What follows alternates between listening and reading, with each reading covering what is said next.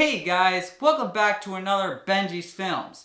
In today's video, I'm going to show you how to do a gross score on your typical white-tailed deer. So, without further delay, let's grab our mounts and get right into this process.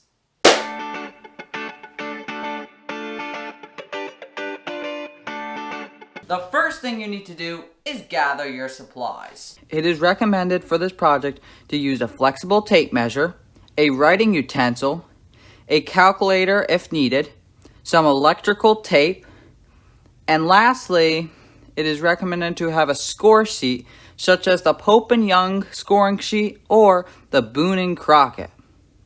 For this, I found a sheet online which I will share in the link description below and printed as shown. By taking a look at our sheet, we can see that the sheet refers to the tines by numbers and letters. Then we talk about circumference measurements, which is the distance around the base and up as follows, and these are your H measurements. All bucks are measured when scored by the number of their tines in G measurements. However, regardless of the size of the buck, they all still get the fourth section of H measurements.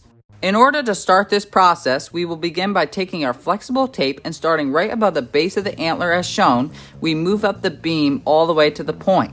Now generally, you want to mark all your measurements in eighths, and that way it will make it easier to add all the measurements together. Next, we will measure our tines, and this is where you can use some tape to show where it is necessary to measure. When you're measuring the points, you don't want to go down to the bottom of the beam, but instead, imagine a line where you would cut the tine off in order to produce a straight beam. Here, I apply the tape to show that line so it will make it easier for you. Okay, after measuring all your tines right to the base of the tape, you want to fill in your sheet, and then we will work on our H measurements.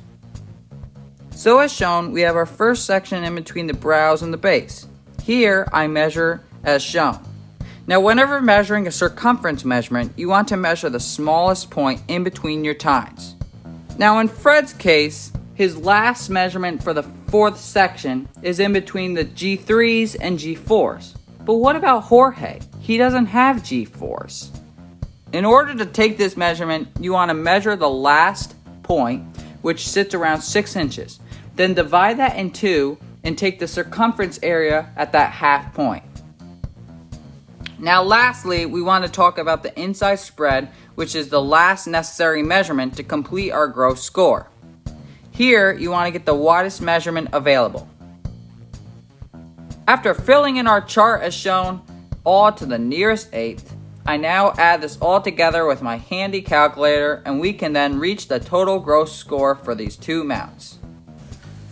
According to my score sheet, Jorge rounds off to 114 inches, while Fred rounds off to be about 119 inches. So, there you guys have it, the complete process on how to get a gross score of your typical white-tailed deer. If you guys enjoy this kind of content, please consider subscribing, commenting below, liking the video, and coming back for more exciting videos. Thank you very much for watching, and we'll see you next time.